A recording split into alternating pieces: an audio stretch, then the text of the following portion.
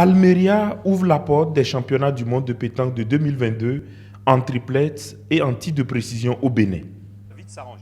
Acte en a été donné par le président de la Fédération internationale de pétanque et jeux provençal et du Comité mondial des sports boules, Claude Azema, dans la cité balnéaire de Almerimar, site de compétition des 3e championnats du monde en individuel et double mixte.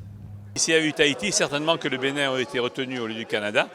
Maintenant, c'est le contraire qui s'est passé, comme on doit alterner les candidatures, 2020 étant en Europe, une candidature africaine est préférable avant une autre candidature européenne éventuellement ou asiatique. Donc le Bénin avait de bonnes chances de passer, c'est ce qui a été fait, c'est une bonne nouvelle. Ce n'est pas les Béninois qui sont en attente, c'est nous qui sommes en attente du travail qui va être fait au Bénin. Parce que maintenant ils savent qu'ils vont organiser, il va falloir que le gouvernement béninois, la fédération béninoise, la confédération africaine de sport boule se mettent au travail et préparent les terrains, préparent l'accueil, préparent tout ce qui peut avoir trait à un championnat du monde. Il y a 2 ans et demi à faire, mais c'est pas trop, il faut se mettre au travail tout de suite.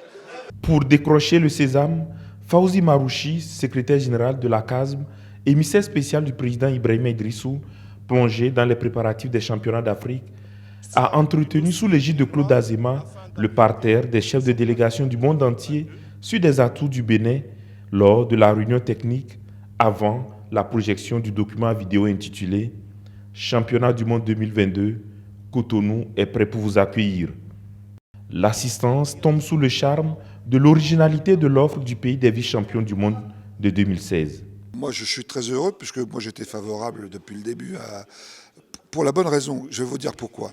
Parce que le Bénin, c'est le pays de naissance d'un de mes meilleurs amis à Marseille.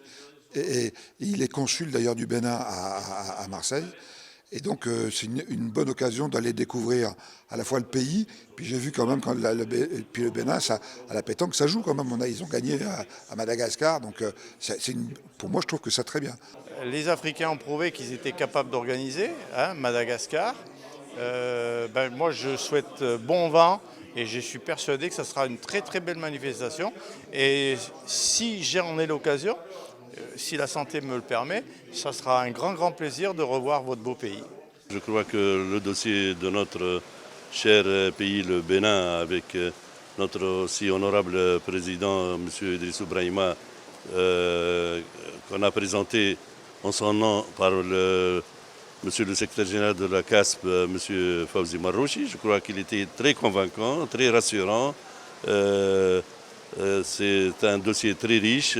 Par ailleurs, il est à signaler que le comité exécutif de la Fédération internationale de pétanque s'est réuni en marge des Jeux pour statuer sur des dossiers à examiner par la commission d'éthique afin de prendre des mesures disciplinaires appropriées vis-à-vis de certains membres. En attendant, le Bénin peut se frotter les mains pour cette bonne nouvelle qui couronne les efforts inlassables de la Confédération africaine des sports boules et de son président, Ibrahima Idrissou.